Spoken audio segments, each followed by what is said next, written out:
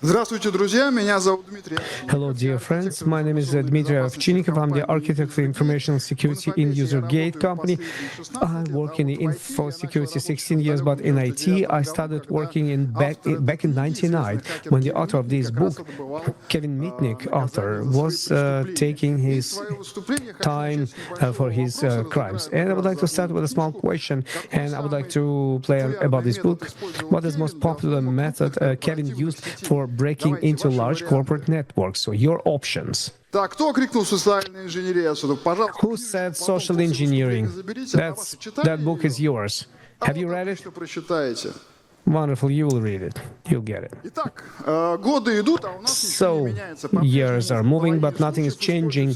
In half of the cases, people use social engineering for the attacks against companies, for attack against human people. Social engineering is used more often, but we are at the positive hug day since we speak about companies. But the main channel is the mail, and average damage is 20 million rubles on average. It's the data for the 23. We don't have data for 24, but we can look at the median. It's going to be much higher.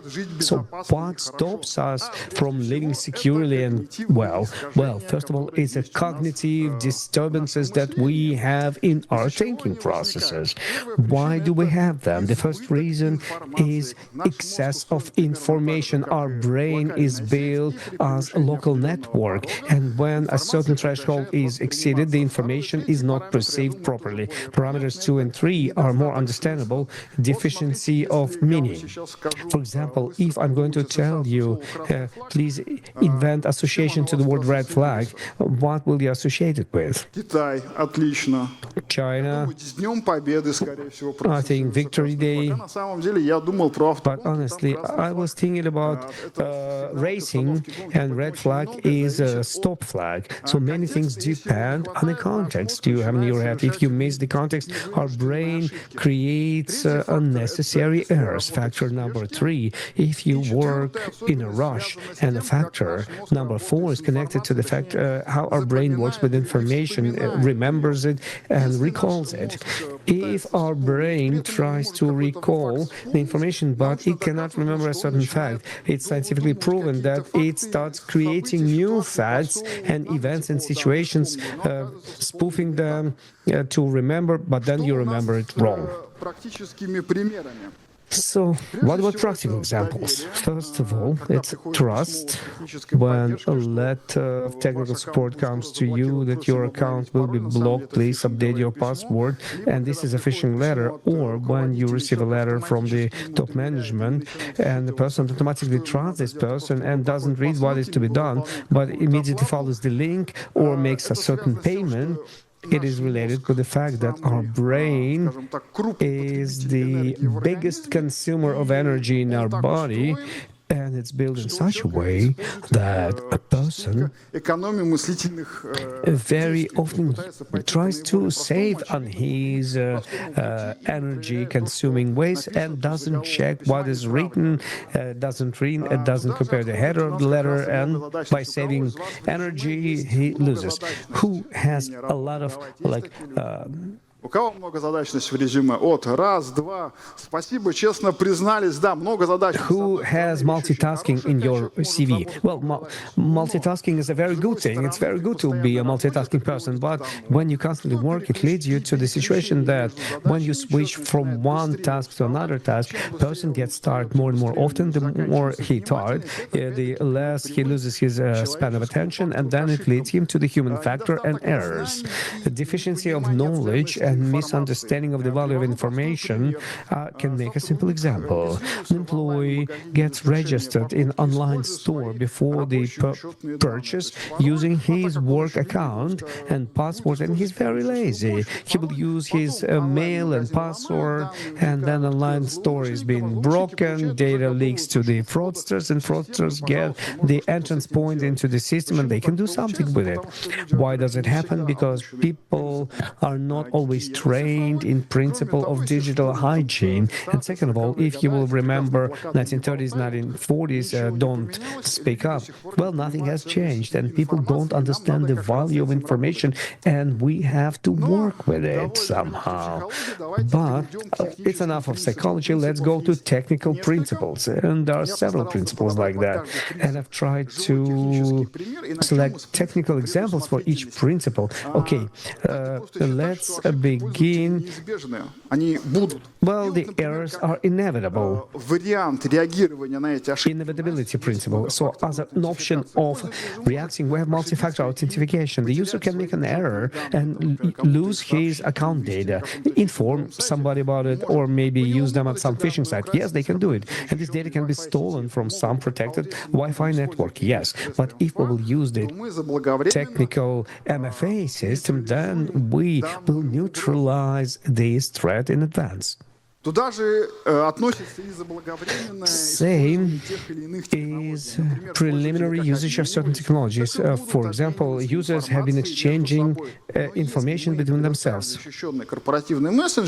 But if we'll provide them protected messenger, they are not going to use third-party messengers and place confidential information somewhere outside. So we have had a foresight and preceded that this will happen, and we have provided them with a good and convenient tool.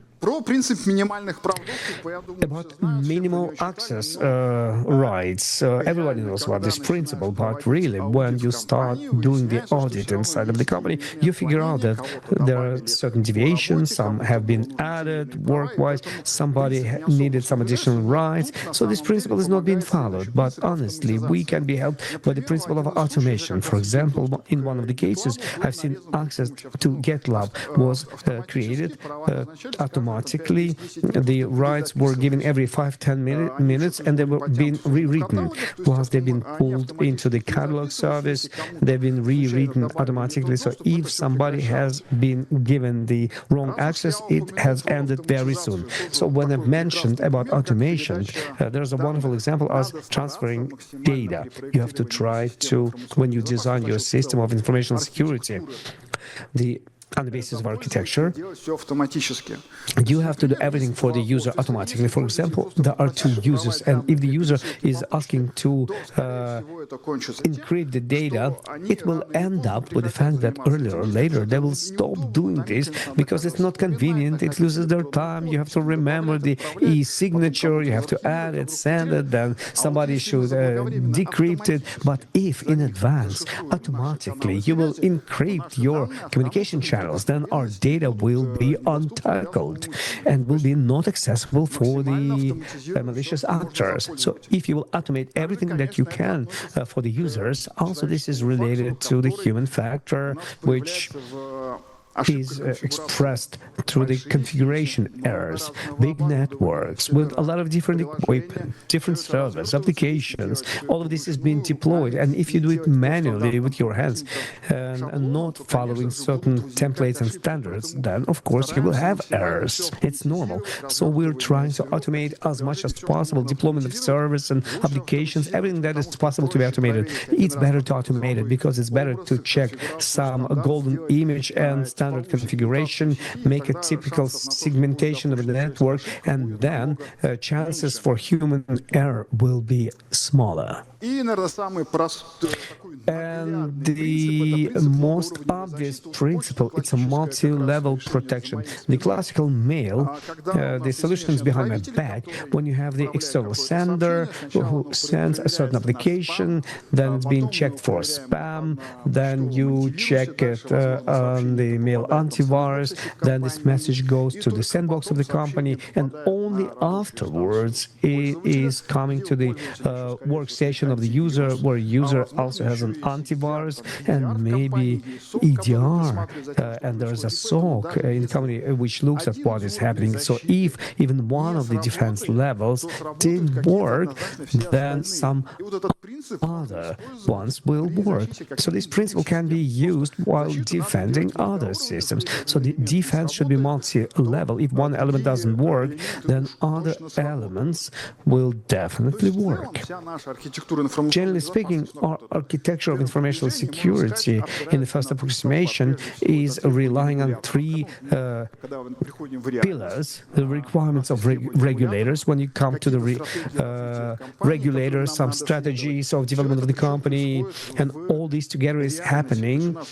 In reality, we have our live IT infrastructure. It has some legacy systems which have been inherited, and they provide business processes. And we also have threats, but at the same time, all this together has to be realized in the conditions of limitations. What limitations do we have? Budget, time, and people. So honestly speaking, we should start looking at people as the growth point, because our people, they have the necessary set of possibilities that we are going to develop and which are going to reinforce our information security measures. So what do I mean under that?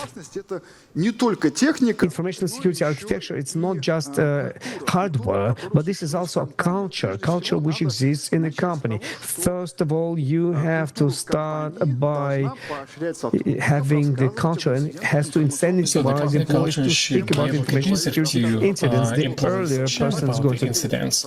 The sooner people will say whatever they've done wrong, the sooner InfoSec guys will be able to react and do the right thing, because not every company has the SOC. And if employees will be reprimanded, will be punished for the incident, they're going to hide them, of course, which will have a negative impact on the overall information security of a company. Next one will be bug bounty program. I know that it's very popular right now. Many companies are actually uploading their system to the bug bounty platforms. But also within the company, you may have some very, complex information systems, legacy systems, and your everyday employees who are using these systems, actually, they know too well certain problems and issues in these information systems. For example, how do I make some changes into protected documents when it's forbidden? You guys have to work more with your employees and encourage them to fight those vulnerabilities, and you'll be more defended. And of course, gamification. If you have certain metrics, if your employees could be correlated with KPIs of your business, then it would be great to have even like a different dashboards, some kind of metrics, so that they would realize that it depends on them of how the company is going to operate overall. A couple more of such examples. This would be, like I said, simplification, and also the information security policies. Like the previous person was saying, that everybody knows that we have this like a thick books, nobody's reading them, nobody's using them. I don't want to say that these policies have to be employed, where all practitioners want all good results. But policies is something which people read. Whenever we build these policies, they gotta be simple, laconic, and making sense.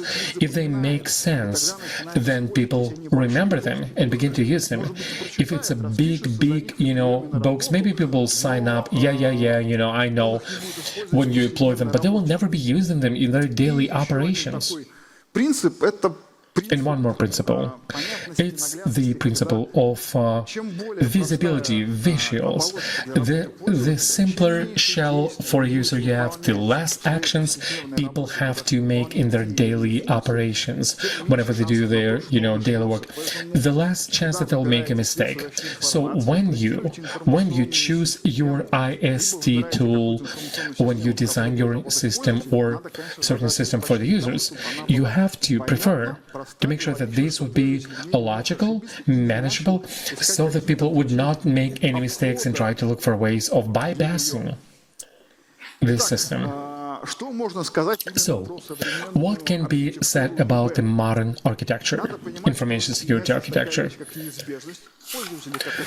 There's it's certain inevitability because people are going to make mistakes, and these mistakes persist, and sometimes people do it intentionally, sometimes because they do not know it, but we have to count it in. Just accept it and take it not as some kind of punishment in your life that we have to carry, but you have to rejoice. The more mistakes we make, the more feedback we get about how things are working, how maybe it is not working. And of course, we have to keep the balance of making it on one hand convenience and on the other hand safe. If you have it, then people find it comfortable. They are not going to violate business processes. At the same time, they're going to operate safely and securely. What the future holds, what is already available. First of all, we need to try to make this anti-fragile system. I mean, the kind of system which will be tolerant and forgiving to people's mistakes. And what are the key things?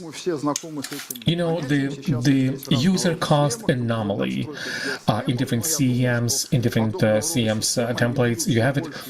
I think these systems are going to come into different techniques, and these ISTs, security tools, are going to be very good tools in our work. Next one is the clues which systems provide to users. I've seen it in different SOCs when the artificial intelligence or in DLP systems, but basically we have to make sure that this type of suggestions or tips like, hey buddy, you are sending this commercial secret to the third party, are you sure of that? But also they have to teach them how to work with information safely and securely. And of course, using AI is being placed everywhere, and I think it's very progressive because the more mistakes we will be able to process, the better our system will be. And finally is training.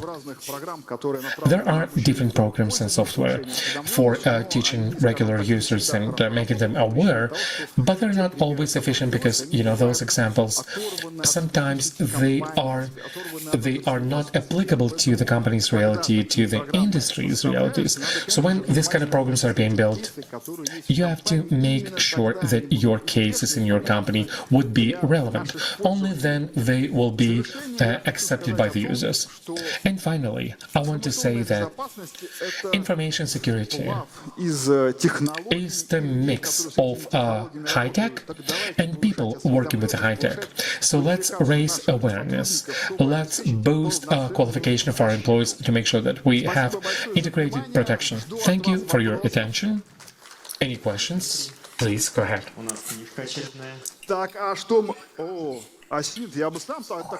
Oh, the book, that's great. That's great. It's a guidebook for OSINT. And let's ask questions. If no questions, I'm gonna just grab the book and keep it. So I get the book, right? Wow, no questions. Wow. Stas, you get your book for your question. Dmitry, thank you. You've placed a huge attention to how our users are working, can we educate our users, and how we train our users in the company. Are there any way of profiling our users in the company? Because even here, we have quite a big audience right here, and I would say that people have their own ideas about security, and they all have own ideas of, they work at different companies. And is there any way of, I don't know, how to onboard your analyst, your account, your architect, because I guess they have their own ideas and systems. Yeah, of course, users are different, and there's a science. It's about, methodologies and teaching specialists and whatever.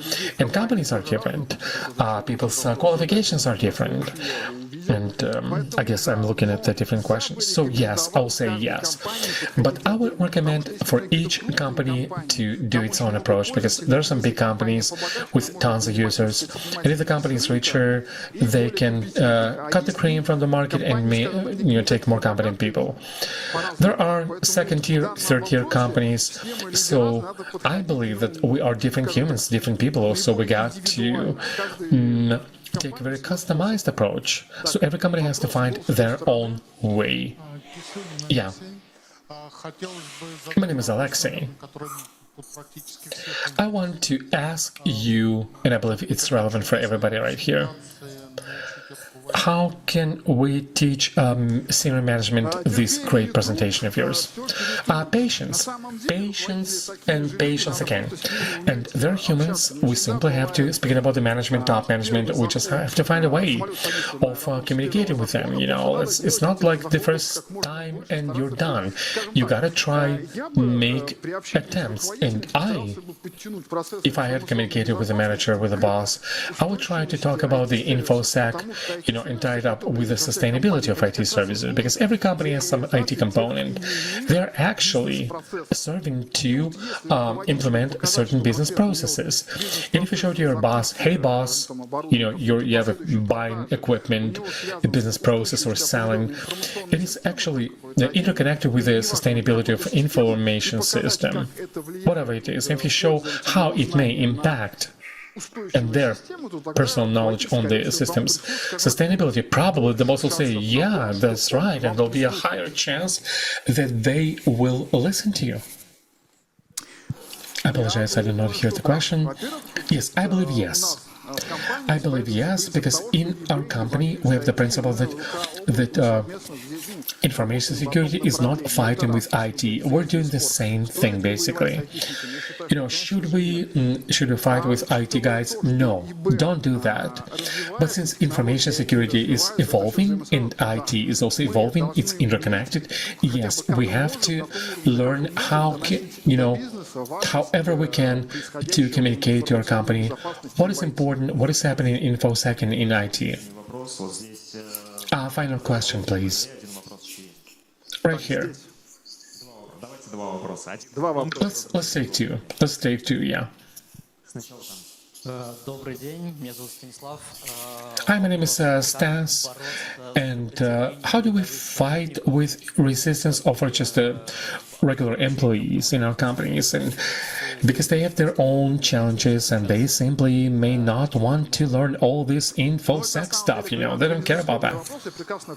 Yeah, I think it's a corporate question. I know that there are some people doing whatever they're doing in the company, and we gotta go to their bosses to dedicate time, like 3 hours a day, something. We should not try to put people in a week-long seminar. Okay, you're not gonna do the documents. We're gonna sit you back and for a week. No, you gotta plan it. Just make sure that people would learn, and simply to organize this process. If you relieve them of their duties for a couple of hours a day, then they will study. They don't have any other way, right? So we can come up with certain motivation or arguments. It's about organizing. It's about talking to people. If you come and say, okay, you study, you also study, they'll probably say, what? No, we do not want to learn this InfoSec. We have their own things. But we have to explain why you need this, how it's going to help you in your duties. And maybe to give them a break from their routine. This would be a great way to onboard people. Final question. Hi. It's a great presentation. And would you agree with the work, like if everything works, everything great, then this is not safe. This is not secure. Oh, it's quite a loaded question. Actually, security, like today, this is secure. Tomorrow, this may not be secure. Because providing information security is not like a set in stone. It's an ongoing process, never-ending process. You always come up with a different threat landscapes, and things change. What may be working today and convenient may not be as such tomorrow, or the day after tomorrow. Yeah.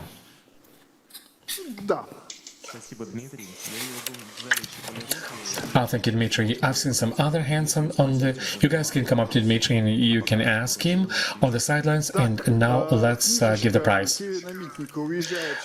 This book by Kevin Demitnik goes right here. I'm sorry, the microphone. Can I come up right here? And also, yeah, for you. For you. Yeah, I'm going to just hand it over to you during the break. Thanks a lot. Thank you a lot, guys. Have a good day. And let's be safe and let's be secure.